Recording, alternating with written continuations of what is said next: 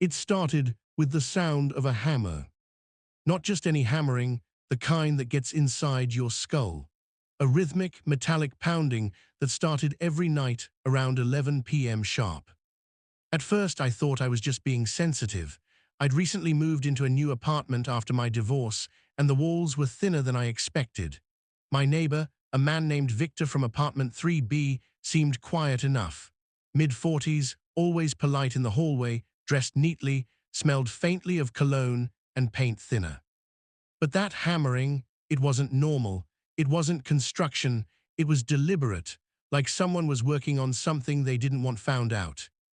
One night I finally lost it. I banged on the wall and yelled, "Can you stop? It's midnight, for God's sake." The hammering stopped instantly. No response, just silence. And then, 30 seconds later, three slow, deliberate knocks came from his side of the wall. Knock, knock, knock. The next morning, I ran into Victor in the hallway. He smiled, holding a brown grocery bag. "Sorry if I was noisy last night," he said casually, "just working on a little project." I forced a smile. "No worries, what kind of project?" He paused for a moment, his eyes flickering with something unreadable. "Something I've been meaning to finish for a long time." Then he walked past me and disappeared into his apartment. That night the hammering started again, this time slower, heavier, as if whatever he was building was solid. My curiosity overpowered my fear. I pressed my ear to the wall and heard faint sounds beneath the pounding, something like dragging. The next morning there was a strange smell in the hallway, sweet, metallic. My stomach twisted.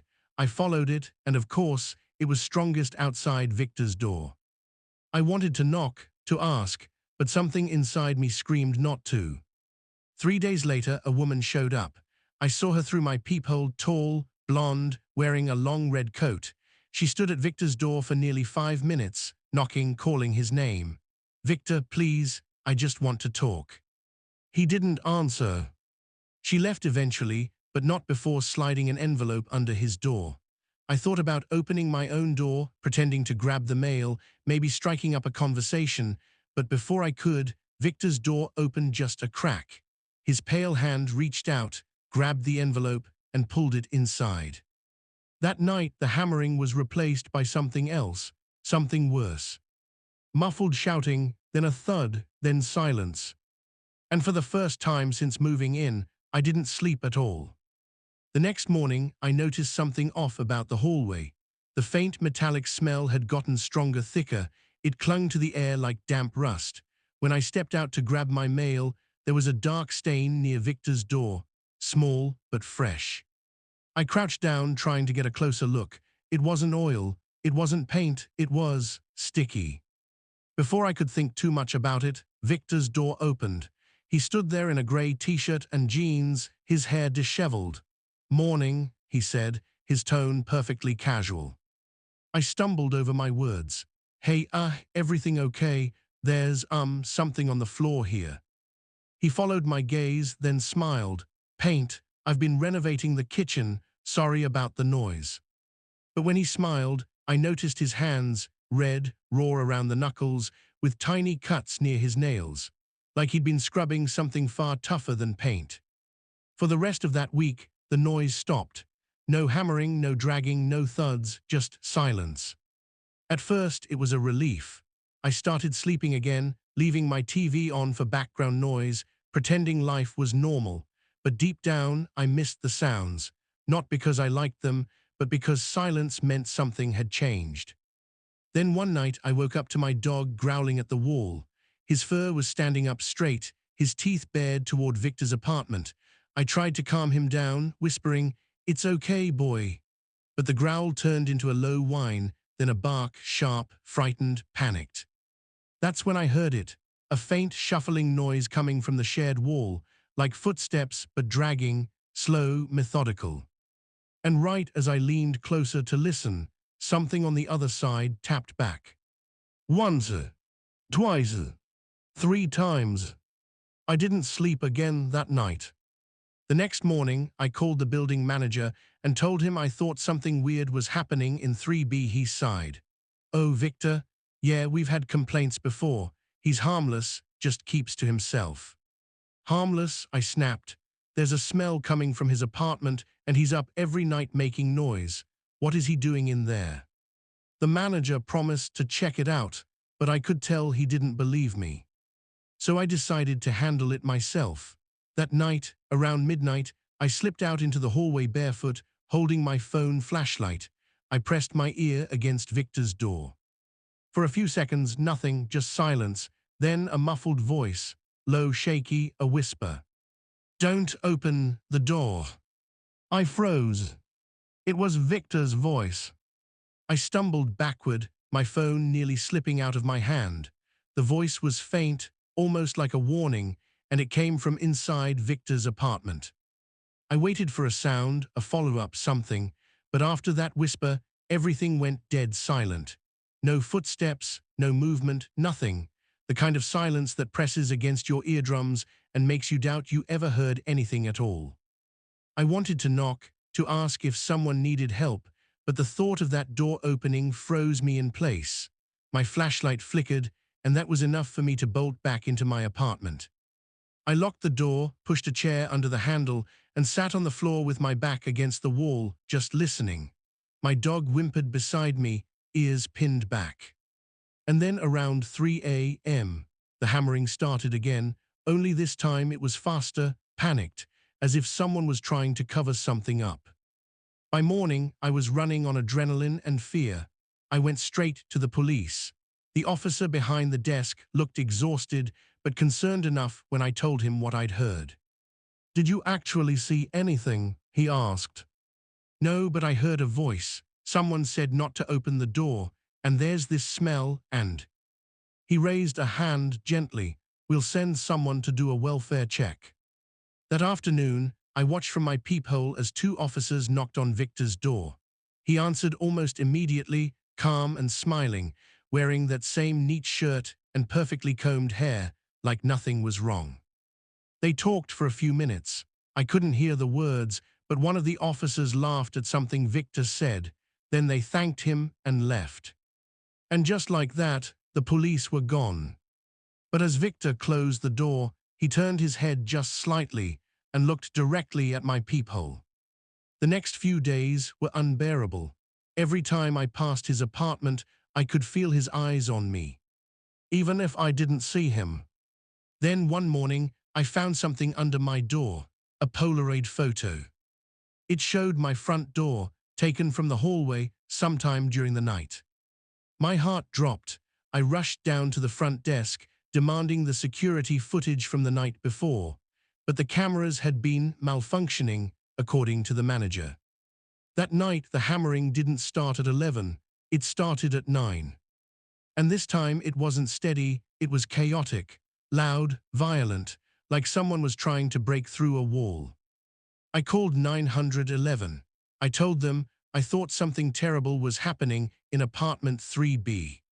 When the police finally arrived, Victor didn't answer the door. They broke it down, and what they found inside still haunts me. The smell hit first, thick, sour, and heavy, like mold mixed with iron. Even standing in my doorway, I could taste it in the back of my throat. The cops went in with flashlights drawn, their boots crunching over something on the floor. I leaned just far enough to see through the cracked door. The living room looked wrong. Every inch of it was covered in plastic sheeting, stapled to the walls and floor. The furniture was gone, replaced with half-finished wooden structures, boxes, frames, something between furniture and containers. One of the officers shouted, "Over here," his voice broke in the middle of the word. They'd found a locked door in the back. The hammering I'd heard all those nights, it came from behind that door. When they forced it open, one of them swore loudly. I'll never forget the sound, a kind of horrified gasp that makes your stomach twist. There was a chair, a single metal chair, bolted to the ground, and behind it, smeared across the wall in what looked like red paint but wasn't, were the words, "Don't listen to the wall." They evacuated the whole floor that night. I sat on the sidewalk with my dog, wrapped in a blanket the paramedics gave me, watching as they carried out evidence bags. I caught a glimpse of one. Inside was a small tape recorder. Victor was gone, completely. He'd vanished before the police arrived. When the detectives questioned me, I told them everything. The noises, the smell, the photo, the voice. They exchanged looks that made my blood run cold. One of them finally said, "We've had another complaint about him, 2 towns over, same pattern." Same pattern, I asked. Late night noise, plastic-lined rooms, and then he disappears. I remember shaking my head, whispering, "So he's done this before." The detective nodded grimly, "At least twice." A week later, I moved out. I couldn't handle it anymore. Every creak of the floorboards, every hum of the fridge sounded like him, like that hammer. But even after leaving, it followed me, literally.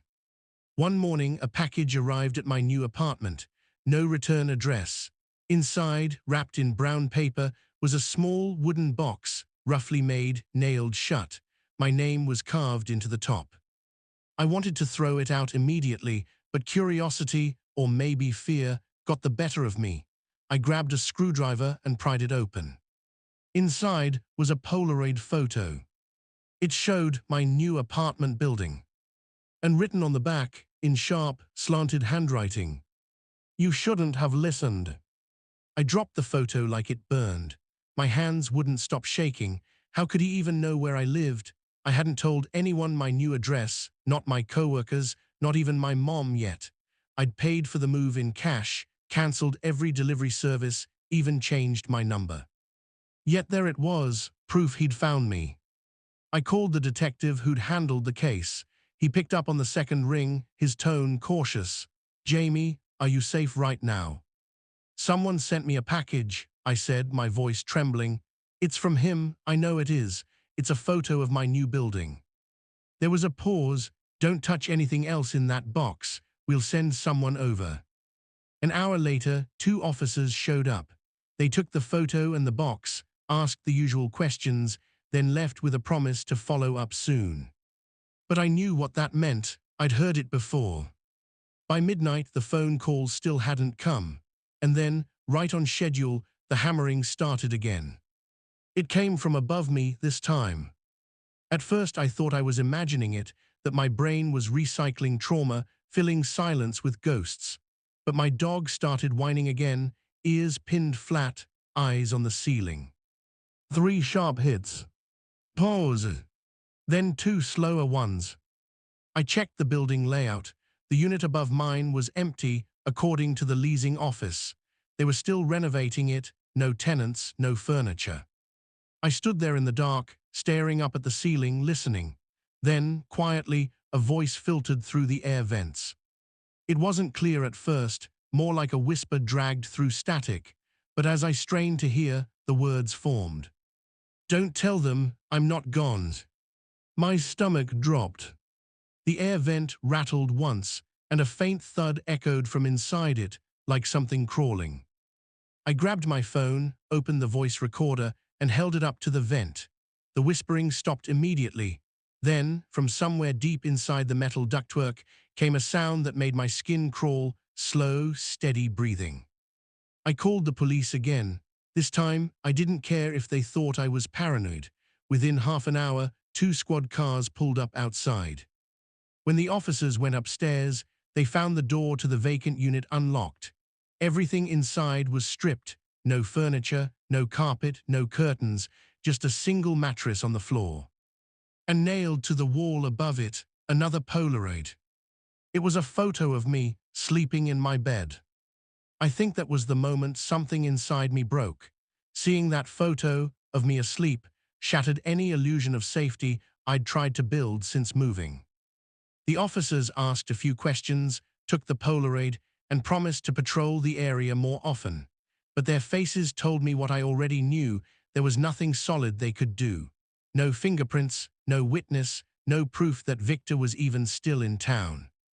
That night I pushed my dresser against the door and slept with the lights on. My dog wouldn't stop packing. Around 2 a.m., he suddenly froze, staring at the window. When I followed his gaze, my blood turned cold. There, just beyond the glass, barely visible through the reflection, was a man's face. Pale, smiling, motionless, watching me. I lunged for the blinds, yanked them shut, and fell back onto the floor. By the time I dared to look again, he was gone. I stopped leaving my apartment after that. I called in sick, ignored texts, avoided everyone. Fear does strange things. It warps your sense of time. Every hour feels like a day. Every creak sounds like a threat. 3 days later, my phone buzzed with an unknown number.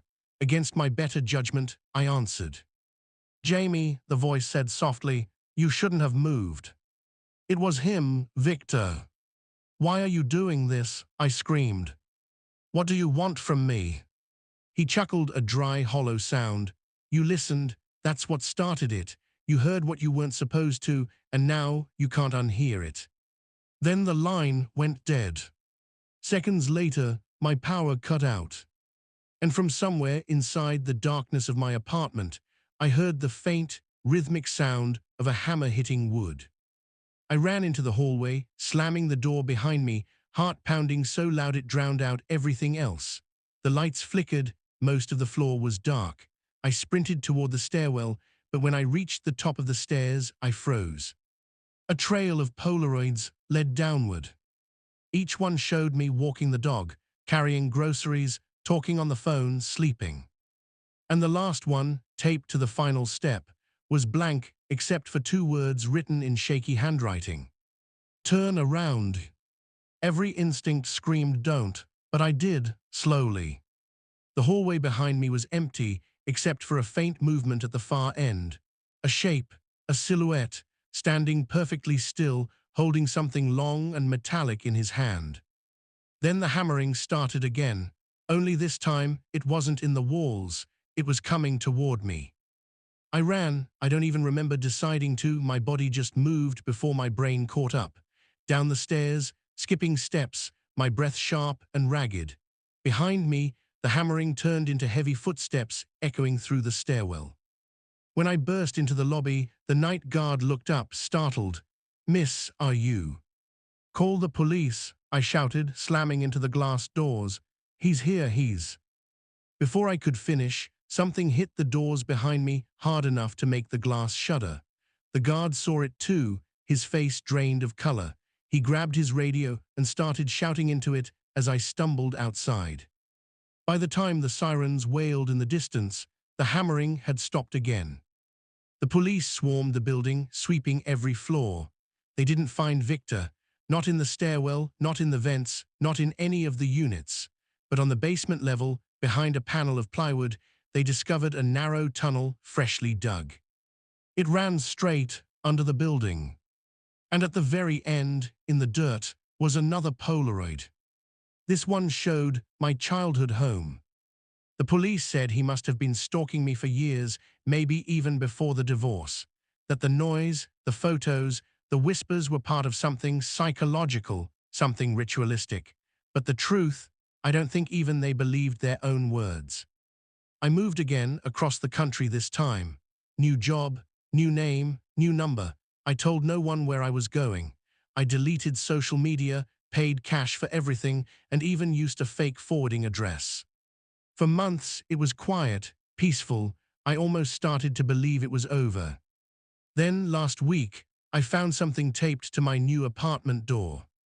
A Polaroid photo. It showed me sitting at my desk, right where I'm sitting now, writing this. And written on the bottom, in that same slanted handwriting, "Don't listen to the walls."